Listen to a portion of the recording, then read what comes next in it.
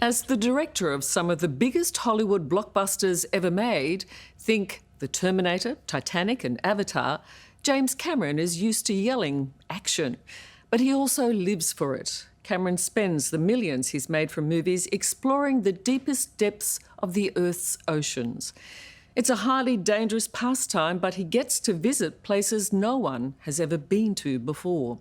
And as he tells the Nine Network's US correspondent, Robert Penfold, what he's discovered on the floor of the world is an extraordinary film set with a cast of mystical stars you have to see to believe.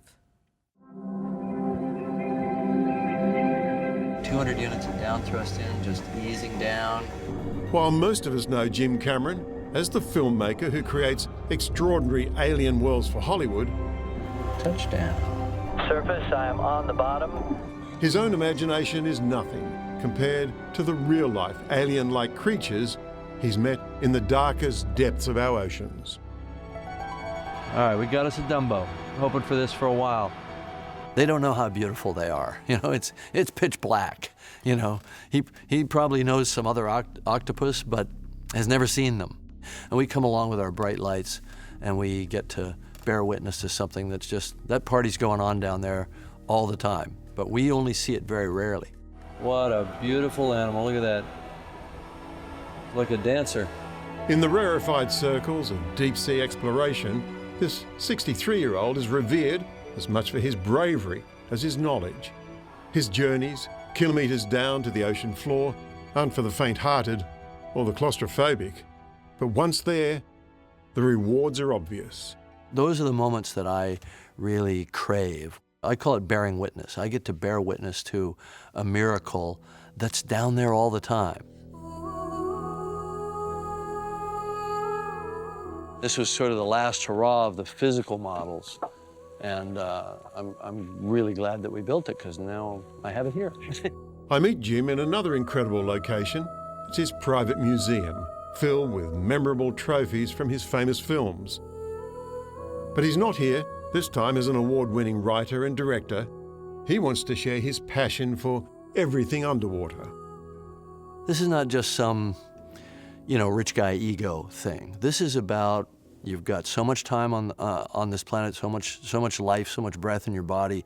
You have to do something, you know. And if you should be fortunate enough to make some money and have some capital, some working capital, why not put it into your dream? Test, 1, 2, 3, 4. First recorded dialogue, underwater, on film, for a theatrical motion picture in the history of the world. Even as a boy, Cameron's gaze was drawn to what lay beneath the ocean. But the world first saw this deep-sea explorer's fantasy in his film, The Abyss. I need you to be closer to the camera. I need to have the shot cut right about here. The story was about the discovery of an alien civilization in the ocean's uncharted depths.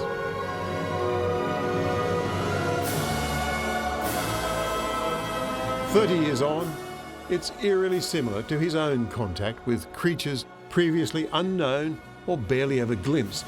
Look at this thing. This is incredible.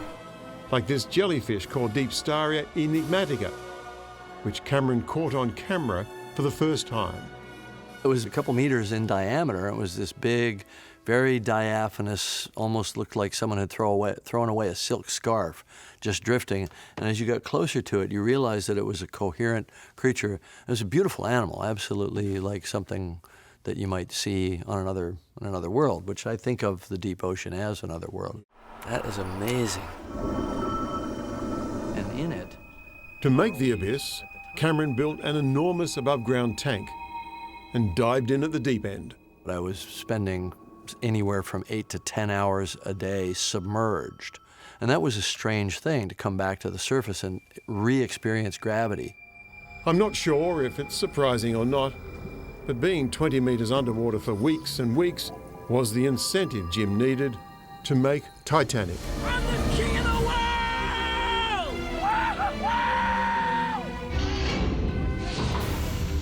You've got to see the beating heart of the ship, because it's a living thing, it's a living presence. Yeah, go ahead. So you can see this, how massive these crankshafts would be. In 1911, Titanic was the world's greatest ship. In 1997, it became the world's greatest movie. 20 years later, and the handprint is still there in the steamy window. When it was released, Jim joked that the then most expensive movie of all time was his way of getting to dive to the Titanic itself. And since then, he's done it 11 times, including one trip when fact and fiction intersected. It looks like a clock Say it to is me. not the clock on the mantle. Oh my God. We used a photograph of that suite as a guide for the suite that Rose is staying in. And Jack walks in, he goes straight to the fireplace, he looks at the gold clock. So to go into the room and see the clock actually still there, as we imagined it, was this very surreal ellipse between art imitating life, life imitating art, you know. I mean, it was a very dreamlike experience. The wreck of the Titanic, 4 kilometres down, has almost become Cameron's personal shrine. Whoa! I've actually spent more time on the Titanic wreck than the captain spent on the ship. Is it terribly sad to sit there and look at it? I think there's a feeling that it's sacred ground, that it's a monument that means a great deal to people symbolically about the price of human hubris and arrogance.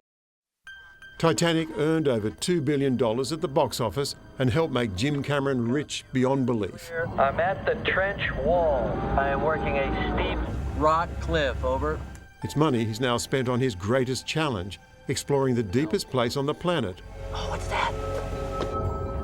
The so-called Challenger Deep in the Mariana Trench off Guam. It's 11 kilometres down. Where I'm targeted right now should be the deepest place on the planet. There's of course an element of fear in it because it's a risk. It's only ever been seen by 2 other humans in 1960 in a massive submersible. It was a dive into history, but no one has been back since. But in 2012, Jim dived solo in a submarine a tenth of that size. One designed to descend vertically and at speed. Let's scream down through the water column, spend our time slowly looking around, exploring, mapping, collecting on the bottom, and then scream back up. So that's why most subs look like that, and our sub looked like that. I'm struck by the sheer courage it must have taken to get in that thing and go down 11 kilometres knowing that there was no rescue for you really if it all went wrong. Yeah, I think with most manned submersible operations or piloted submersible operations, rescue is very difficult. But when you know categorically that you're going sort of almost twice as deep as any other sub in the world can go, the possibility of rescue is zero.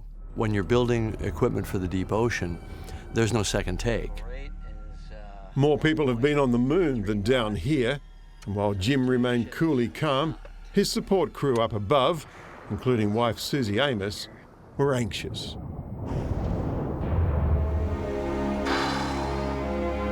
Surface, this is Deep Sea Challenger. I am on the bottom. When you hit the bottom, did you just want to celebrate? Was there a lot of yelling and screaming coming down? Yeah, I pulled that champagne out of the cup holder that I had right there. No, Yeah. What there was there? well, I could visualize the jubilation in the control room up on the ship. Oh my God! And your wife was up there? Yeah, What Susie did she was- say? Get up here fast. No, You've no, had no, your fun. Susie's very supportive, and she sort of grabbed the microphone from the from the communicator. Deep Sea Challenger, Deep Sea Challenger. Godspeed to you, baby. I love you. Love you too, baby. I didn't expect to hear her voice because we're astronauts, we're very calm and disciplined and so on. So that was a nice surprise. And now Jim Cameron's deep sea treasures are coming to Australia. A world premiere exhibition at the Australian National Maritime Museum in Sydney, which opens tomorrow. A fitting tribute for a man who stands in the shoes of the great explorers of history and whose fictional achievements have made him, well, King of the world! have you got to the point where you're weighing things up about your greatest achievements? Is it the amazing movies that you've made, all the awards that you've been given, or is it the exploration that you've been involved in and where you've gone down so deep and you've been able to come up and tell people about things that we've never seen before? I think weighing it up, I'm probably more proud of the expedition work, to be perfectly honest. I mean, I love making movies, don't get me wrong. It must have been a big thrill, that big night. Well, I mean, sure. Let's see. There's the moment when I won 3 Oscars for Titanic, and there's the moment where I touched down at the bottom of the Challenger Deep. Let's have both, can we?